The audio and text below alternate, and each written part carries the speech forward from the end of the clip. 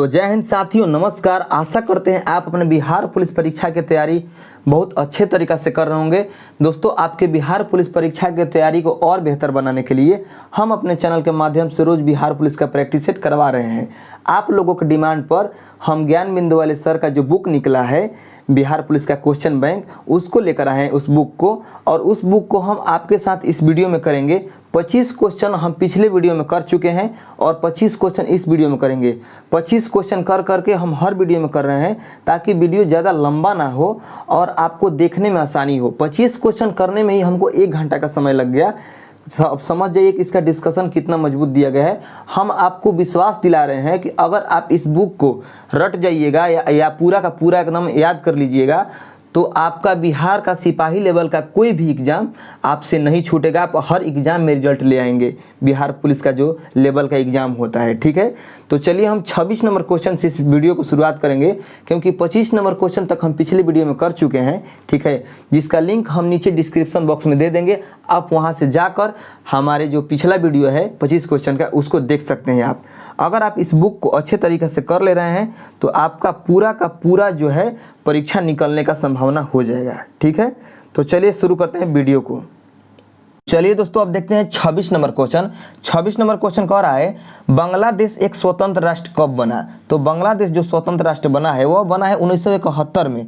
तो आपका option number A सही उत्तर हो जाएगा। ठीक है, अब देखते हैं इस क्वेश्चन के महत्वपूर्ण पॉइंट्स।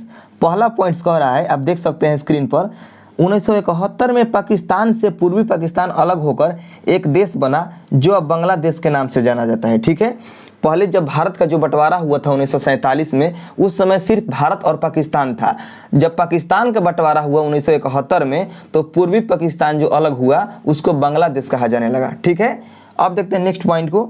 नेक्स्ट पॉइंट कह रहा है एशिया की 3 नदियाँ गंगा, ब्रह्मपुत्र और मेघना जो बांग्लादेश से होकर गुजरती है। ठीक है, एशिया की जो 3 नदी है, गंगा नदी है, ब्रह्मपुत्र नदी है और मेघना नदी जो है, ये बांग्लादेश से होकर बहती है। ठीक है, अब हम देखते हैं नेक्स्ट पॉइंट। नेक्स्ट पॉइंट कह रहा है बांग्लादेश सार्क का संस्थापक सदस्य है जिसकी स्थापना 7 या 8 दिसंबर 1985 ईस्वी में की गई थी। ठीक है, बांग्लादेश जो है वह जो सार्क है, सार्क संगठन, उसका संस्थापक सदस्य है। ठीक है, और इसकी स्थापना हुआ है 7 से 8 दिसंबर 1985 ईस्वी में। ठीक है, अब देखते हैं नेक्स्ट पॉइंट। नेक्स्ट पॉइंट कह रहा है सार्क का मुख्यालय काठमांडू में है और ये जो काठमांडू है ये नेपाल में है। ठीक है, तो सार्क का मुख्यालय कहाँ है? काठमांडू में। नेक्स्ट पॉइंट देखते हैं। नेक्स्ट पॉइंट कह रहा है कि सार्क का पहला शिखर सम्मेलन 1985 ईस्वी में ढाका में हुआ था। तो ढाका कहाँ है दोस्तों? ढाका है बांग्लादेश में। ठीक है, और ये जो सार्क का पहला शिखर सम्मेलन हुआ है ये ढाका में ही हुआ है 1985 में। नेक्स्ट पॉइंट कह रहा है बांग्लादेश का जो राष्ट्रगान है अमार शुमार बंगला, ये इसकी रचना जो है ये किए थे रविंद्रनाथ टैगोर ने। ठीक है, इस गीत को लिखा था रविंद्रनाथ टैगोर ने, अमार शुमार बंगला। ठीक है, नेक्स्ट पॉइंट है बांग्लादेश के साथ सीमा साझा करने वाले जो राज्य है, भारतीय राज्य, वह है असम, पश्चिम बंगाल, मिजोरम, मेघालय और त्रिपुरा। ठीक है, अब हम देखते हैं कि जो भारत के राज्य हैं वह कितने कितने किलोमीटर सीमा साझा करते हैं बांग्लादेश के साथ। ठीक है, तो देखिए जो पश्चिम बंगाल है वह 2217 किलोमीटर का सीमा साझा करता है बांग्लादेश के साथ। जो त्रिपुरा है ये साझा करता है 856 किलोमीटर का सीमा साझा करता है बांग्लादेश के साथ। मेघालय 443 किलोमीटर का सीमा साझा करता है बांग्लादेश के साथ। मिजोरम 318 किलोमीटर का साझा करता है। असम 262 किलोमीटर का साझा करता है सीमा। और कुल जो आपका हो जाएगा, अब पूछेगा कि जो भारत है बांग्लादेश के साथ कितना सीमा साझा करता है, कितना किलोमीटर, तो आपका हो जाएगा 4096 किलोमीटर। ठीक है, टोटल पूछेगा तो 4096। अगर राज्य के संदर्भ में पूछेगा तो आप देख सकते हैं स्क्रीन पर दिया गया है कि पश्चिम बंगाल कितना करता है, त्रिपुरा कितना करता है। ठीक है, तो अब हम देखते हैं नेक्स्ट पॉइंट। आइए देखते हैं पहले, और यहाँ पर एक पॉइंट दिया गया है कि बांग्लादेश के वर्तमान जो राष्ट्रपति हैं वह है मोहम्मद शहाबुद्दीन चप्पू। ठीक है, तो आपका ये पूछ सकता है कि बांग्लादेश के वर्तमान राष्ट्रपति कौन है, तो ये है मोहम्मद शहाबुद्दीन चप्पू। ठीक है, अब देखते हैं नेक्स्ट इसका हम। तो आपका 26 नंबर क्वेश्चन कंप्लीट हो चुका है। और यहाँ पर दिया गया है एक करेंट का क्वेश्चन है, इसको नोट कर लीजिएगा कि भारतीय रेल मंत्रालय ने हाल ही में बांग्लादेश को 20 ब्रॉड गेज लोकोमोटिव सौंपे हैं। ठीक है, नेक्स्ट क्वेश्चन है 27 नंबर क्वेश्चन, और 27 नंबर क्वेश्चन कह रहा है नगर निगम के अध्यक्ष होते हैं, यानी नगर निगम का अध्यक्ष कौन होता है? तो नगर निगम का अध्यक्ष होता है महापौर। ठीक है, अब हम देखते हैं इसका डिस्कशन अच्छे से। तो देखिए पहला पॉइंट कह रहा है कि भारत में सर्वप्रथम मद्रास, ठीक है, 1687 ईस्वी में मद्रास शहर के लिए ब्रिटिश सरकार द्वारा नगर निगम नामक संस्था, स्थानीय संस्था की स्थापना की गई थी। ठीक है, आपका जब पूछेगा कि भारत में सर्वप्रथम जो है नगर निगम नामक स्थानीय संस्था की स्थापना कब की गई थी, तो वह किया गया था 1687 ईस्वी में मद्रास शहर में। ठीक है, नेक्स्ट पॉइंट है इसका कि भारतीय संविधान में 74वें संविधान संशोधन अधिनियम 1992 द्वारा नगरपालिका को संवैधानिक दर्जा दिया गया है। ठीक है, तथा इस संशोधन के माध्यम से संविधान के भाग 9 के क को जोड़ा गया। ठीक है, तो आपका क्वेश्चन यहाँ से ये आता है कि बताइए कि नगरपालिका की चर्चा किस अनुच्छेद में है या संविधान के किस भाग में है? तो आपका हो जाएगा भाग 9 के क। और संविधान संशोधन कब किया गया था नगरपालिका में? 74वें संविधान संशोधन के द्वारा नगरपालिका को संवैधानिक दर्जा दिया गया था। ठीक है, अब हम देखते हैं नेक्स्ट पॉइंट हमारा कह रहा है कि 74वां संविधान संशोधन 1 जून, ठीक है, 74वां संविधान संशोधन 1 जून 1993 से यह प्रभावी हुआ, जो नगरपालिका को संवैधानिक दर्जा दिया गया। ठीक है, तो ये प्रभावी हुआ 74वां संविधान संशोधन 1 जून 1993 से। अब हम देखते हैं नेक्स्ट पॉइंट कह रहा है कि अनुच्छेद 242 के त यानी पी, इंग्लिश में कहें तो पी, और अनुच्छेद 243 के य और छ यानी जेड और जी तक नगरपालिकाओं से संबंधित उपबंध किए गए हैं तथा इसी संशोधन द्वारा संविधान में 12वीं अनुसूची जोड़ी गई है। ठीक है, यानी कहने का अर्थ यह है कि 74वां संविधान संशोधन के तहत ही 12वीं अनुसूची जोड़ा गया है और उसी में नगरपालिका का वर्णन है। ठीक है, और आपको बता दें कि इसके अंतर्गत नगरपालिका को 18 विषयों पर काम करने के लिए निर्दिष्ट किया गया है। ठीक है, अब आइए देखते हैं हम कि 12वीं अनुसूची के जो 18 विषय हैं वह कौन कौन से हैं जो इनको काम करने के लिए दिया गया है। तो देखिए पहला है नगरीय योजना, जिसके अंतर्गत नगर की योजना भी है। ठीक है, 2 नंबर पॉइंट्स है, 2 नंबर जो विषय दिया गया है वह दिया गया है भूमि उपयोग का विनियमन और भवनों का निर्माण। ठीक है, 3 नंबर में दिया गया है आर्थिक व सामाजिक विकास योजना। 4 नंबर में दिया गया है सड़कें तथा पुल का निर्माण। 5 नंबर में दिया गया है घरेलू वाणिज्यिक और औद्योगिक प्रयोजनों के लिए जल आपूर्ति। ठीक है, 6 नंबर में दिया गया है लोक स्वास्थ्य, स्वच्छता, सफाई और कूड़ा करकट प्रबंध। ठीक है, 7 नंबर में दिया गया है अग्निशामक सेवाएं। 8 नंबर में दिया गया है नगरीय वानिकी पर्यावरण का संरक्षण और पारिस्थितिकी आयामों की अभिवृद्धि। 9 नंबर पॉइंट्स में दिया गया है समाज के दुर्बल वर्गों के हितों की रक्षा। 10 नंबर में दिया गया है झुग्गी बस्ती सुधार और प्रोन्नयन। ठीक है, इस प्रकार आपका 18 विषय आपको स्क्रीन पर दिखाई दे रहा होगा, इसको आप नोट कर लीजिएगा। अब आइए देखते हैं नगरपालिका क्षेत्र। तो नगरपालिका क्षेत्र किसे कहते हैं? देखिए, नगरपालिका के तहत आने वाले प्रादेशिक क्षेत्र जिसे राज्यपाल द्वारा अधिसूचित किया जाता है, ठीक है, इसे नगरपालिका क्षेत्र कहा जाता है। आपको बता दें कि सरपंच भारत में स्थानीय स्वशासन के लिए गांव स्तर पर विधिक संस्था ग्राम पंचायत का प्रधान होता है। ठीक है, अब हम देखते हैं इसका नेक्स्ट पॉइंट। अब नेक्स्ट क्वेश्चन को देखते हैं, इसका पॉइंट्स खत्म हो चुका है। अब नेक्स्ट क्वेश्चन कह रहा है 28 नंबर क्वेश्चन कि संविधान में कितने वर्ष तक के बच्चों के लिए निःशुल्क एवं अनिवार्य शिक्षा की व्यवस्था की गई है? ठीक है, तो 28 नंबर क्वेश्चन का आपका सही उत्तर हो जाएगा ऑप्शन नंबर डी, 6 से 14 वर्ष। अब आइए इसके महत्वपूर्ण पॉइंट्स को देखते हैं। इसके पॉइंट्स में बहुत सारा दम है इस बुक के।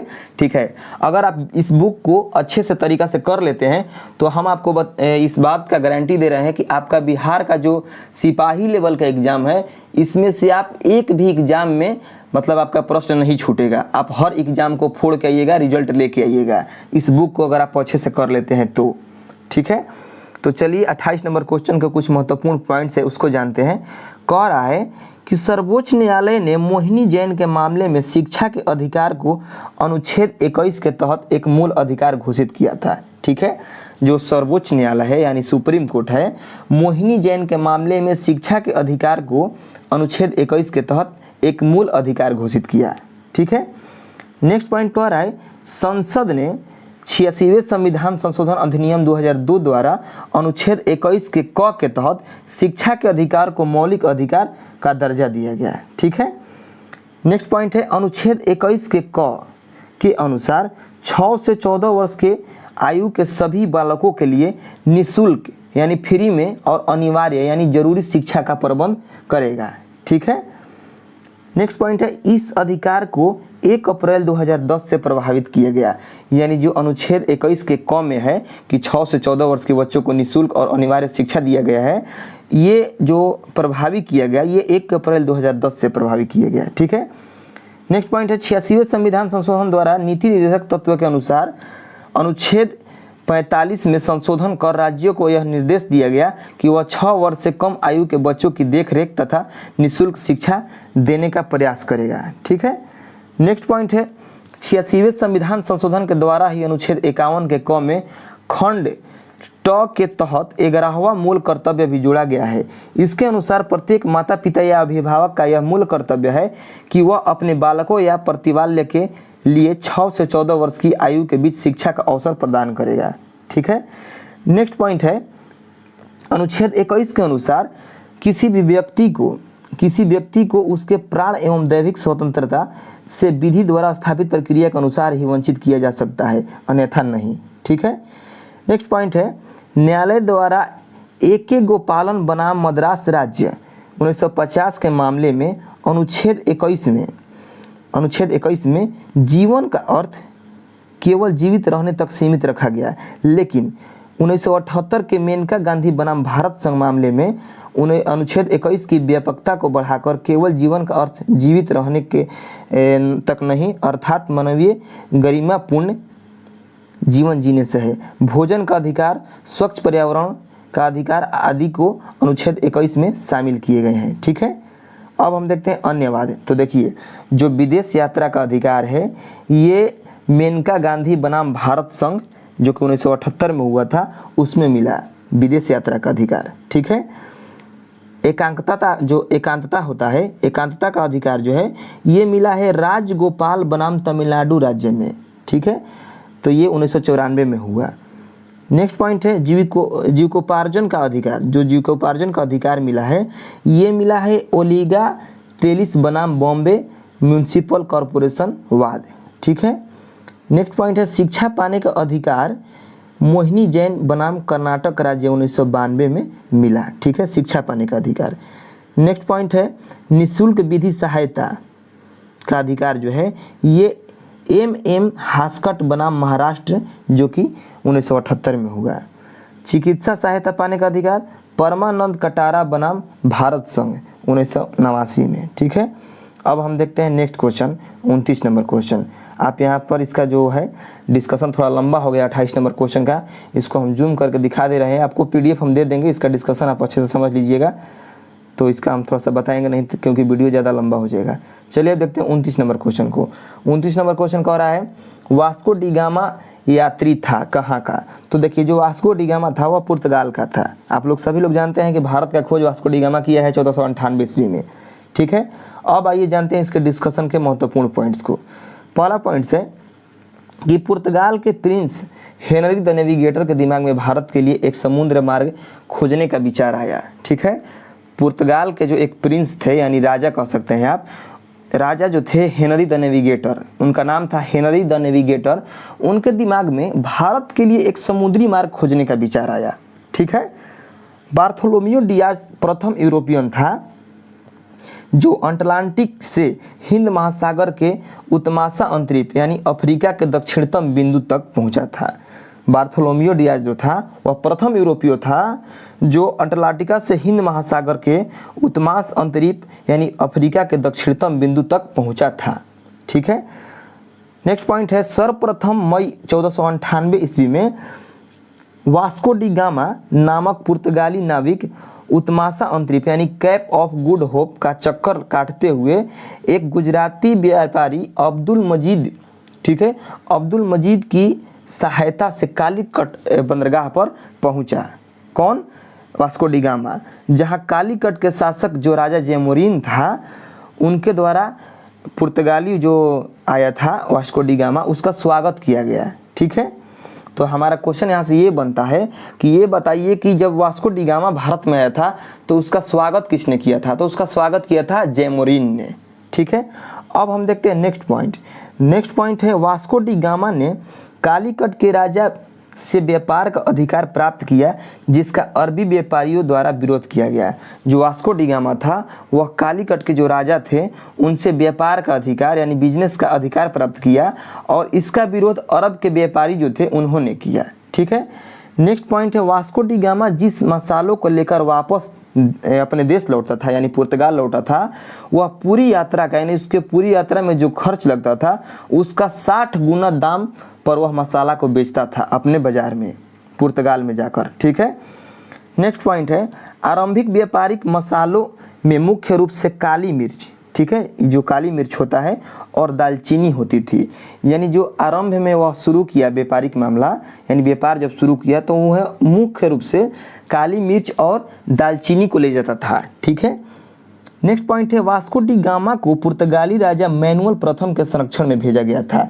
यानी जो वास्को डी गामा था इसको पुर्तगाल के एक राजा थे मैनुअल प्रथम, उनके संरक्षण में भेजा गया था। ठीक है, नेक्स्ट पॉइंट है 1503 में कोचीन में पहला पुर्तगाली कारखाना स्थापित किया गया था। तो यहाँ से ये क्वेश्चन आता है कि बताइए पुर्तगालियों का प्रथम कारखाना कहाँ पर स्थापित किया गया? तो कोचीन में। ठीक है, आप देख सकते हैं यहाँ पर कोचीन, कब? तो 1503 में।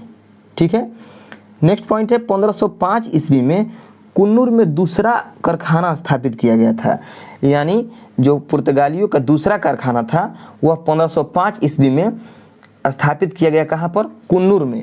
आप देख सकते हैं यहाँ पर लिखा है कुन्नूर में, तो कुन्नूर में स्थापित किया गया। नेक्स्ट पॉइंट है पूर्व के साथ व्यापार हेतु इस्तादो द इंडिया नामक कंपनी की स्थापना की गई जिसे पोप अलेक्जेंडर छठा द्वारा 1453 में ही पूर्वी सामुद्रिक व्यापार हेतु आज्ञा पत्र दे दिया गया था। अब आइए नेक्स्ट पॉइंट को देखते हैं। नेक्स्ट पॉइंट कह रहा है 1503 ईस्वी में अल्बुकर्क ने कोचीन में दुर्ग यानी किला, दुर्ग मतलब किला होता है। ठीक है, तो 1503 ईस्वी में जो अल्बुकर्क थे उन्होंने दुर्ग का निर्माण करवाया। ठीक है, नेक्स्ट पॉइंट है निन्हो डी कुन्हा जो थे ये 1530 ईस्वी में कोचीन की जगह गोवा को पुर्तगालियों की राजधानी बनाया। ठीक है, जो निन्हो डी कुन्हा थे ये 1530 ईस्वी में जो कोचीन राजधानी बनाए थे पुर्तगाली उसको हटाकर गोवा को अपनी राजधानी बना लिया। ठीक है, नेक्स्ट पॉइंट है पुर्तगालियों ने कार्टेज आर्मेडा पद्धति लागू की। देखिए जो कार्टेज व्यवस्था होता था एक प्रकार का लाइसेंस होता था और वह जो भी समुद्र के व्यापार करता था वह उसे लेता था कार्टेज व्यवस्था को या कार्टेज पद्धति को, तभी समुद्र में व्यापार करता था। यानी एक प्रकार का लाइसेंस था कार्टेज। नेक्स्ट पॉइंट है पुर्तगालियों के आगमन से भारत में तंबाकू। यहाँ से देखिए क्वेश्चन आता है, दरोगा में भी क्वेश्चन आता है यहाँ से कि बताइए कि पुर्तगालियों के आगमन से भारत में कौन कौन से पदार्थ आए हैं। तो देखिए भारत में जो आया है वो आया है तंबाकू, लाल मिर्च, आलू तथा टमाटर। ठीक है, ये जो फसल है पुर्तगाल से आया है। ठीक है, और जहाज निर्माण का कला, प्रिंटिंग प्रेस की कला की शुरुआत हुई है किससे? पुर्तगालियों के आगमन से। नेक्स्ट पॉइंट है पुर्तगाली भारत में आने वाले पहले यानी 1498 ईस्वी में आ गए थे पुर्तगाली, और भारत को छोड़कर जाने वाले अंतिम यानी सबसे पहले यही आए थे। बाकी बीच में जो अंग्रेज आए, डच आए, फ्रांसीसी आए, डेनिश आए, स्वीडिश आए, इनको छोड़कर जो पुर्तगाली है वह सबसे पहले पुर्तगाली ही आया था और सबसे लास्ट में भी गया था पुर्तगाली। 1961 में गया है पुर्तगाली। आप सोच सकते हैं भारत के आज़ाद के बाद पुर्तगालियों का यहाँ से मतलब यहाँ से गए हैं पुर्तगाली। ठीक है, अब हम देखते हैं फ्रांसिस्को डी अल्मीड़ा को। तो फ्रांसिस्को डी अल्मीड़ा क्या था? ये एक पुर्तगाली वायसराय था। ठीक है दोस्तों, और ये आया था 1505 ईस्वी में पुर्तगाली वायसराय बनकर भारत में, और ये ब्लू वाटर पॉलिसी अथवा शांत जल नीति को अपनाया भारत में। ठीक है, नेक्स्ट पॉइंट है 1508 ईस्वी में यह चौल के युद्ध में गुजरात के शासक से संभवतः हारा। ठीक है, 1509 ईस्वी में दीव के युद्ध में महमूद बेगड़ा मिस्र तथा तुर्की शासकों के समुद्री बेड़े को पराजित किया। नेक्स्ट पॉइंट है इन्हें अंजदीवा यानी गोवा फोर्ट के निर्माण का श्रेय दिया जाता है। किसे? जो अल्मीड़ा है उसे। ठीक है, अब आए उसके बाद जो, अगर देखिए तो जो बार बार अल्मीड़ा जो है उनका जब हार होने लगा फ्रांसिस्को डी अल्मीड़ा का, तो उनके जगह पर अल्फांसो डी अल्बुकर्क को भेजा गया, ठीक है, वायसराय बनाकर। कब भेजा गया? 1509 ईस्वी में, ठीक है। तो ये देखिए, ये दूसरा पुर्तगाली वायसराय बनकर भारत आए। नेक्स्ट पॉइंट है, इसने ब्लू वाटर पॉलिसी जो अल्मीड़ा शुरू किए थे ये बंद करवा दिया। कौन? अल्बुकर्क। 1510 ईस्वी में बीजापुर के शासक यूसुफ अदिल शाह से गोवा छीन लिया। कौन? अल्बुकर्क ने। नेक्स्ट पॉइंट है, इसे भारत में पुर्तगाली साम्राज्य का वास्तविक संस्थापक माना जाता है, ठीक है। नेक्स्ट पॉइंट है, इसने पुर्तगालियों को भारतीय स्त्रियों से विवाह करने के लिए प्रोत्साहित किया, ठीक है। नेक्स्ट पॉइंट है, इसने 1511 ईस्वी में मलक्का द्वीप तथा 1515 ईस्वी में हॉर्मुज पर अधिकार कर लिया। नेक्स्ट पॉइंट है, यह गोवा में सती प्रथा को प्रतिबंधित किया। कौन? अल्बुकर्क। तो चलिए अब देखते हैं 30 नंबर क्वेश्चन। 30 नंबर क्वेश्चन कह रहा है प्राग ऐतिहासिक काल का अर्थ है। तो प्राग ऐतिहासिक काल का अर्थ होता है वह समय जिसका कोई ऐतिहासिक लिखित ब्यौरा न हो, ठीक है। वह कालखंड जिसका कोई भी लिखित साक्ष्य उपलब्ध नहीं है उसे हम प्राग ऐतिहासिक काल कहते हैं, ठीक है। अब आइए इसके महत्वपूर्ण पॉइंट्स को जान लेते हैं। तो पहला पॉइंट इसमें कह रहा है कि प्राग ऐतिहासिक कालखंड जिसमें मनुष्य को लिपि एवं लेखन कला का ज्ञान नहीं था, ठीक है। इस काल की परिधि में सभी पाषाण युगीन सभ्यताओं को शामिल किया जाता है, ठीक। नेक्स्ट पॉइंट है, प्राग ऐतिहासिक शब्द का प्रयोग सर्वप्रथम डैनियल विल्सन ने किया। और कब किया? 1851 ईस्वी में। जो मेन पॉइंट्स है उस पर हम फोकस कर रहे हैं। नेक्स्ट पॉइंट है, प्राग ऐतिहासिक काल को जानने का जो प्रमुख स्रोत है वह है पुरावशेष, ठीक है, पुरावेश है। नेक्स्ट पॉइंट है, प्राग ऐतिहासिक काल का विभाजन मुख्यतः 3 कालखंडों में किया गया है। यानी जो इतिहास है इसके काल का विभाजन 3 कालखंडों में किया गया है। कौन कौन से? तो आइए जानते हैं। तो देखिए, इतिहास का जो विभाजन है वह 3 कालखंड में किया गया है, प्राग ऐतिहासिक काल, आद्य ऐतिहासिक काल और ऐतिहासिक काल। अब हम जानेंगे प्राग ऐतिहासिक काल को, ठीक है। तो देखिए, 20 लाख ईस्वी पूर्व से 1 लाख ईस्वी पूर्व तक के समय को हम प्राग ऐतिहासिक काल कहते हैं, ठीक है। अब देखिए, प्राग ऐतिहासिक कालखंड को भी 3 भाग में बांट कर पढ़ते हैं। कौन कौन से? पूर्व पाषाण काल, मध्य पाषाण काल और नव पाषाण काल। तो 20 लाख ईस्वी पूर्व के समय को पूर्व पाषाण काल या पूरा पाषाण काल कहते हैं। 12,000 ईस्वी पूर्व के जो समय है उसको हम मध्य पाषाण काल कहते हैं। और जो 1 लाख, ठीक है, सॉरी, जो 10,000 है, 10,000 ईस्वी पूर्व तक के जो कालखंड है उसको हम नव पाषाण काल कहते हैं, ठीक है। अब हम जानेंगे कि पूर्व पाषाण काल को 3 भाग में बांटकर पढ़ेंगे, निम्न पूरा पाषाण काल, मध्य पूरा पाषाण काल और उच्च पूरा पाषाण काल, ठीक है। तो निम्न पूरा पाषाण काल के समय को कहते हैं 20 लाख ईस्वी पूर्व तक के समय को निम्न पूरा पाषाण काल कहते हैं। 80,000 ईस्वी पूर्व तक के जो ईस्वी पूर्व के कालखंड है उसको हम मध्य पूरा पाषाण काल कहेंगे। और जो 35,000 ईस्वी पूर्व के समय है उसको हम उच्च पूरा पाषाण काल कहते हैं, ठीक है।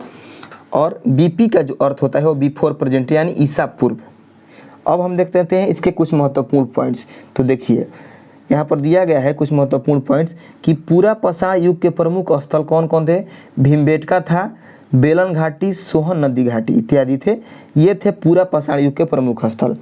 मध्य युग के जो प्रमुख स्थल थे वह थे आपके मध्य प्रदेश के आदमगढ़, होशंगाबाद और बुधौर, राजस्थान के बगौर, गुजरात के लंघनाज, उत्तर प्रदेश में सराय नहर और बिहार के पैसरा, ठीक है। नेक्स्ट पॉइंट है, नव पाषाण युग के प्रमुख स्थल कौन कौन से हैं? तो देखिए, नव पाषाण युग के जो प्रमुख स्थल हैं वह है पाकिस्तान का मेहरगढ़, कश्मीर के गुफकराल, उत्तर प्रदेश के कोल्डीहवा, बिहार का चिरांद, असम में सरुतरु मारकडोला और कर्नाटक में ब्रह्मगिरी, हलूर, मास्की, पिकलीहल और तमिलनाडु में पायमपाल्ली, ठीक है। अब हम देखते हैं नेक्स्ट पॉइंट। नेक्स्ट पॉइंट है, सर्वप्रथम भारत में पाषाण काल से संबंधित अनुसंधान कार्य रॉबर्ट ब्रूस फ्रूट ने 1863 ईस्वी में किया, ठीक है। सबसे पहले भारत में पाषाण काल से संबंधित जो अनुसंधान है उसका कार्य रॉबर्ट ब्रूस फ्रूट ने 1863 ईस्वी में किया, ठीक है। नेक्स्ट पॉइंट है, सिंधु सभ्यता यानी कांस्य युगीन सभ्यता, सिंधु सभ्यता को आद्य ऐतिहासिक कालखंड के अंतर्गत रखा जाता है। जो आप अक्सर सुनते होंगे हड़प्पा सभ्यता, सिंधु सभ्यता, तो उसको आद्य ऐतिहासिक कालखंड के अंतर्गत रखा गया है। ठीक है। नेक्स्ट पॉइंट है कि होमोनिड्स सर्वप्रथम मानव सदृश से प्राणी थे। नेक्स्ट पॉइंट है मध्य अफ्रीका में पाए जाने वाला ऑस्ट्रेलोपिथिकस प्रथम वानर मानव था जो सीधा चलता था। ठीक है। नेक्स्ट पॉइंट है होमोसेपियन को आधुनिक मानव या बुद्धिमान मानव भी कहा जाता है। इसकी उत्पत्ति लगभग 40,000 ईस्वी पूर्व से 30,000 ईस्वी पूर्व तक हुई है। नेक्स्ट क्वेश्चन है 31 नंबर क्वेश्चन। 31 नंबर क्वेश्चन कह रहा है ब्रिटिश प्रधानमंत्री ग्रेनविले ने स्टैम्प एक्ट किस वर्ष में पारित किया था? तो आपका सही उत्तर हो जाएगा 31 नंबर क्वेश्चन का। आइए देखते हैं 31 नंबर क्वेश्चन का आपका सही उत्तर हो जाएगा ऑप्शन नंबर ए, यानी जो ब्रिटिश प्रधानमंत्री थे ग्रेनविले, उन्होंने स्टैम्प एक्ट को 1765 ईस्वी में पारित किया था। ठीक है। अब हम देखते हैं इसके महत्वपूर्ण पॉइंट्स। तो इसके महत्वपूर्ण पॉइंट्स में पहला पॉइंट्स है कि ब्रिटिश सरकार ने 1763 ईस्वी में यह अनुभव किया कि अमेरिका पर खर्च अधिक और लाभ कम प्राप्त हो रहा है, अर्थात वसूली कम हो रही है। ठीक है। ऐसी स्थिति से निपटने के लिए लॉर्ड ग्रेनविले ने 4 अधिनियम पारित किए, जिनमें 2 मुख्य हैं। 2 कौन कौन से अधिनियम है? वह है मोलाससे एक्ट। इसमें क्या होता था? इसमें चीनी के व्यापार पर सीमा शुल्क बढ़ा दिया जाता था तथा रेशम, शराब, कॉफ़ी और अन्य विलासिता संबंधी वस्तुओं पर कर लगा दिया, यानी टैक्स लगा दिया गया। दूसरा अधिनियम कौन सा था? Stamp act. दूसरा अधिनियम था स्टैम्प एक्ट। इसके अनुसार समाचार पत्रों, पुस्तकों और कानूनी कागजातों के लिए रसीदी स्टाम्प लगाना जरूरी हो गया है। आजकल जो कोर्टों में स्टाम्प आप देखते हैं लगता है। ठीक है। तो स्टाम्प जो लगता है वह स्टैम्प एक्ट बहुत पहले ही आ चुका था और अमेरिका में समाचार पत्रों पर, पुस्तकों पर और कानूनी कागजातों पर लगता था। ठीक है। नेक्स्ट पॉइंट है अमेरिका में इसी कर के विरोध में सैमुअल एडम्स, ठीक है, सैमुअल एडम्स द्वारा प्रतिनिधित्व नहीं तो कर नहीं का नारा दिया गया। यानी अमेरिका में आप देखते होंगे ये क्वेश्चन बार बार आता है कि प्रतिनिधित्व नहीं तो कर नहीं, ये नारा किसके द्वारा दिया गया है? तो ये नारा दिया गया है सैमुअल एडम्स के द्वारा, और ये इसी बात के लिए दिया गया है जो स्टैम्प एक्ट है, स्टैम्प एक्ट के विरोध में दिया गया है। ठीक है। प्रतिनिधित्व नहीं तो कर नहीं।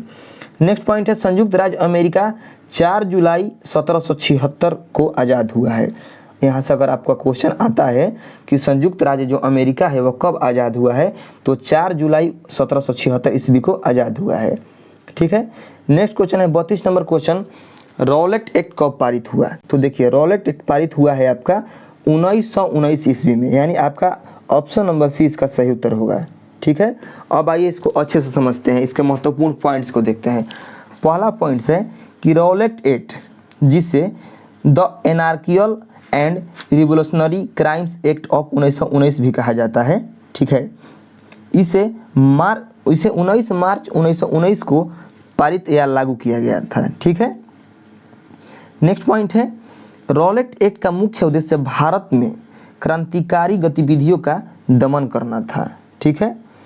नेक्स्ट पॉइंट है इस अधिनियम में यह प्रावधान था कि मजिस्ट्रेट केवल संदेह के आधार पर ही किसी व्यक्ति को अनिश्चित काल के लिए जेल में डाल सकता है। ठीक है।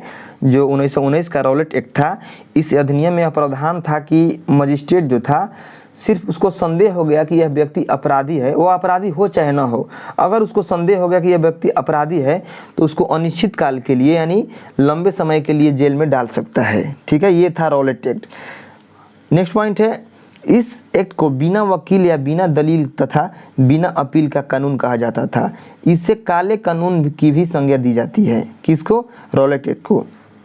नेक्स्ट पॉइंट है गांधी जी ने 6 अप्रैल 1919 को जनता से इस काले कानून के विरुद्ध देशव्यापी हड़ताल एवं सत्याग्रह कराने का आह्वान किया। ठीक है।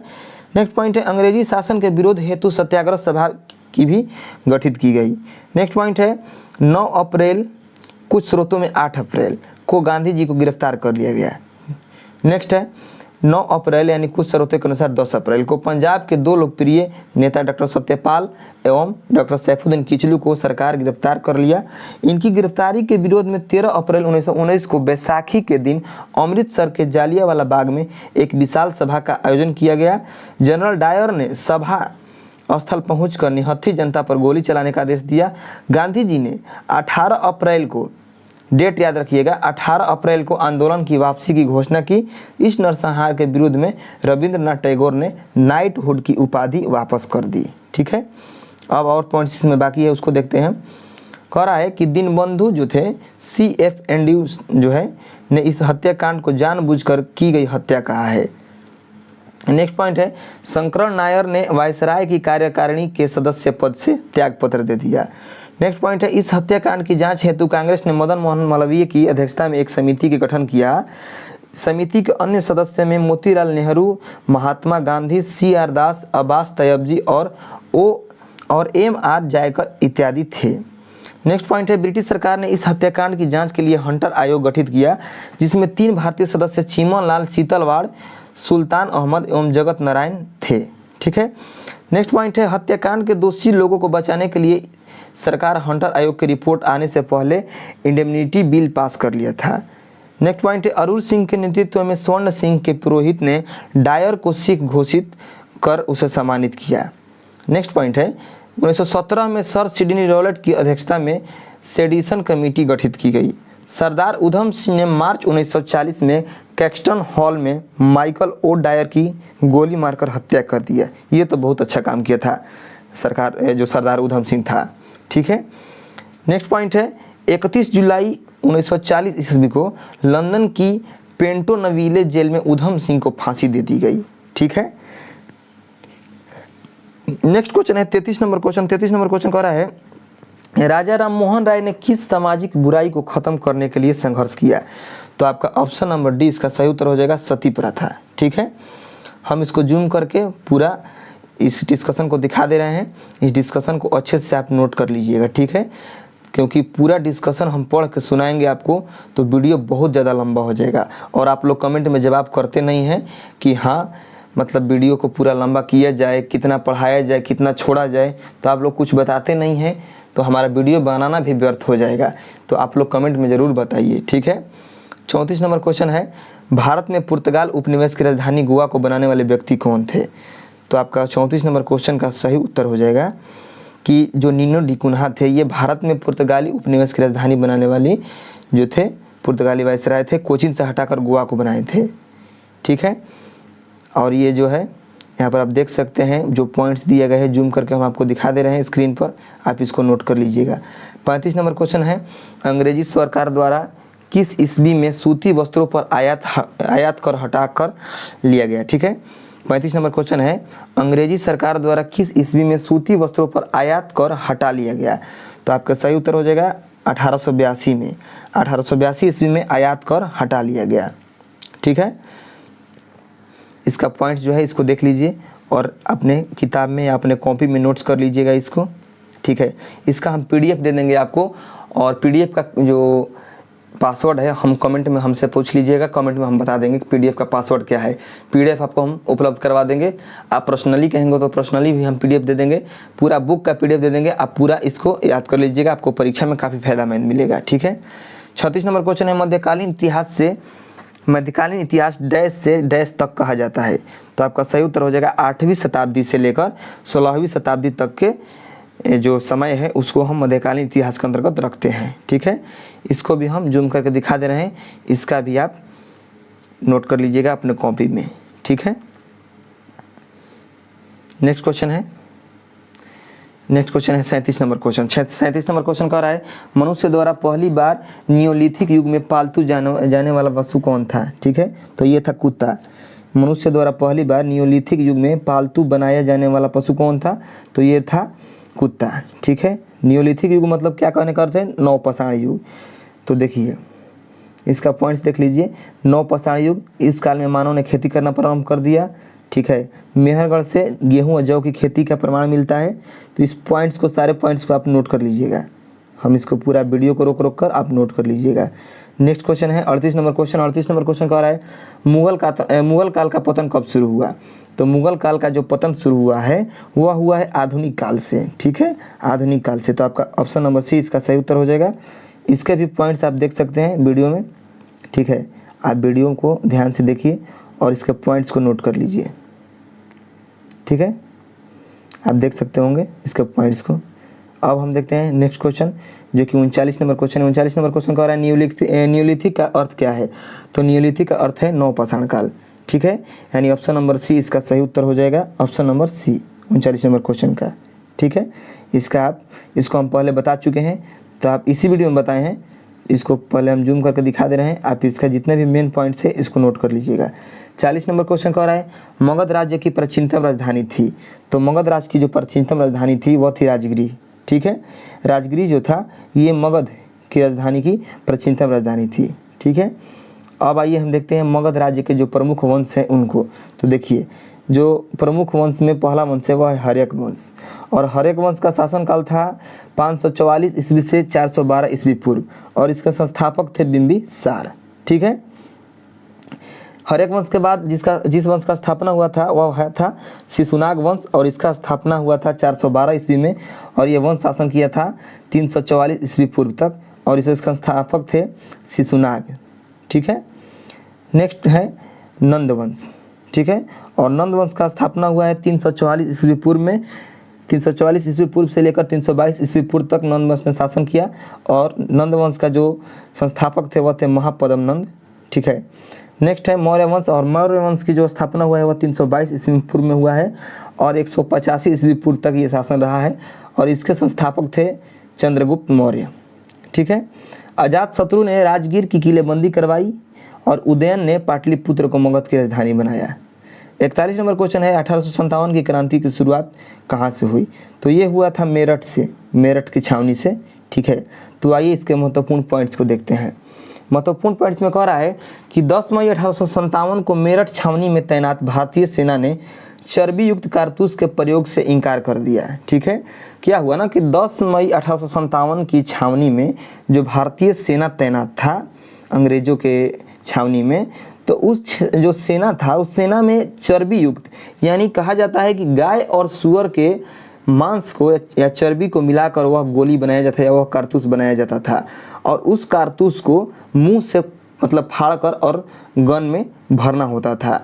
तो इस कारण गाय का मांस के कारण जो है जो सेना थे उन्होंने इनकार कर दिया इस कारतूस को प्रयोग में लाने हेतु, ठीक है। एवं अपने अधिकारियों पर गोलियां चलाई, और गोली चलाने के बाद विद्रोह प्रारंभ हो गया, ठीक है। इस समय मेरठ छावनी के सैन्य छावनी का अधिकारी थे जनरल हेविड। पटना में 3 जुलाई 1857 को पीर अली खां के नेतृत्व में विद्रोह प्रारंभ हुआ। पूछेगा आपका कि पटना में ये जो 1857 का विद्रोह है कब प्रारंभ हुआ, तो 3 जुलाई को हुआ है 1857 में, और पीर अली खां के नेतृत्व में। इसके और भी पॉइंट्स हैं, आइए देख लेते हैं। कह रहा है कि जगदीशपुर बिहार में, यानी जो कि जगदीशपुर है भोजपुर में, उसके जो वहाँ से जो मतलब विद्रोह का जो नेतृत्व किए वह थे कुंवर सिंह, और कुंवर सिंह के मृत्यु के बाद विद्रोह का नेतृत्व है उनके भाई अमर सिंह ने किया, तथा अंत में विलियम टेलर एवं विंसेंट आयर ने यह विद्रोह को दबा दिया। झांसी में किसने किया नेतृत्व 1857 के विद्रोह में? रानी लक्ष्मीबाई ने। रानी लक्ष्मीबाई का जन्म कहाँ हुआ? वाराणसी में। मृत्यु कहाँ हुआ? ग्वालियर में, ठीक है। अब हम देखते हैं 1857 के विद्रोह में और कौन कौन से प्रमुख केंद्र थे। तो एक प्रमुख केंद्र था आपका दिल्ली, ठीक है, और दिल्ली से नेतृत्व किए बहादुर शाह जफर, ठीक है, और बख्त खां इनके सेनापति था। बहादुर शाह जफर का सेनापति था बख्त खां, और इस विद्रोह को दबाया था दिल्ली में 1857 को विद्रोह को दबाने वाला दिल्ली में जो था वह थे निकलसन और हडसन, ठीक है। लखनऊ से जो नेतृत्व करता थे वह थे बेगम हजरत महल, ठीक है। बेगम हजरत महल ने लखनऊ से 1857 के विद्रोह में नेतृत्व किया, और यहाँ पर विद्रोह दबाने का श्रेय हेनरी लॉरेंस और कैंपबेल को जाता है। कानपुर के क्षेत्र में नाना साहेब और तात्या टोपे ने विद्रोह का नेतृत्व किया और विद्रोह को दबाया कैंपबेल ने। इलाहाबाद के क्षेत्र में लियाकत अली ने नेतृत्व किया और कर्नल नील ने यहाँ के विद्रोह को दबा दिया। बनारस के क्षेत्र में लियाकत अली ही किए थे। बरेली के क्षेत्र में नेतृत्व खान बहादुर खान ने किया, और हडसन ने इसे दबा दिया।